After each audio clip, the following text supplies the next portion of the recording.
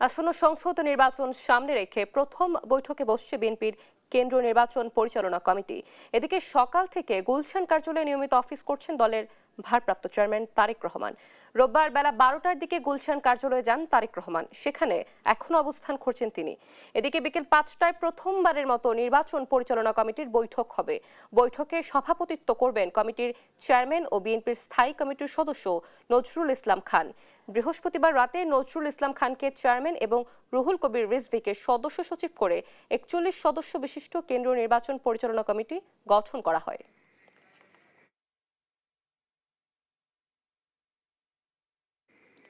দর্শক, এই নিয়ে আরো জানাতে এবার সরাসরি যুক্ত হচ্ছেন সহকর্মী আলভি রায়হান। আলভি, নিশ্চয়ই শুনতে পাচ্ছেন আমাকে। তারেক রহমানের আজকের কর্মসূচি সম্পর্কে আমাদেরকে জানাবেন।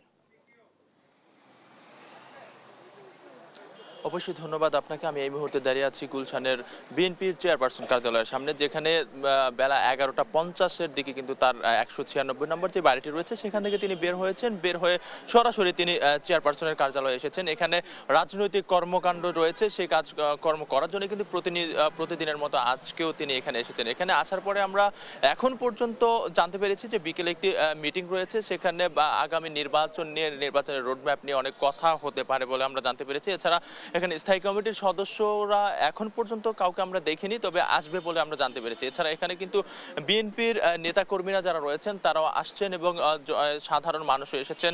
এবং এছাড়া এখানে কিন্তু বিএনপির নেতাকর্মী ছাড়াও অন্য দলের যেই নেতাকর্মীরা রয়েছেন তারাও কিন্তু আসছেন, আমরা দেখতে পাচ্ছেন। এবং এখানে তাদের সাথে আমরা কথা বলেছি, তারা আমাদেরকে জানাচ্ছেন যে ভবিষ্যৎ বাংলাদেশ নিয়ে তাদের যেই মত রয়েছে, তাদের যেই প্রয়াস রয়েছে সেগুলো কিন্তু তারা প্রকাশ করছে, এমনটি কিন্তু আমাদের কাছে জানাচ্ছেন। এছাড়া এখানে তারেক রহমানকে ঘিরে এখানকার যে আইন শৃঙ্খলা বাহিনীর তৎপরতা সেটা কিন্তু আমরা এখানে লক্ষ্য করছি। এছাড়া আজকে বিকেলে এখানে তাদের যেই মিটিং হবে সেখানে নির্বাচনের রোডম্যাপ, তাদের নির্বাচন নিয়ে কি কার্যক্রম বা চেয়ারম্যান এখন ভারপ্রাপ্ত চেয়ারম্যান, তিনি চেয়ারম্যানের অবস্থানে যাবেন এবং সেটা কার্যকরীভাবে সবার কাছেই আর কি সেটা জানিয়ে দেওয়া হবে। এইসব কথাগুলো কিন্তু এখানে উঠে আসতে পারে বলে আমরা জানতে পেরেছি।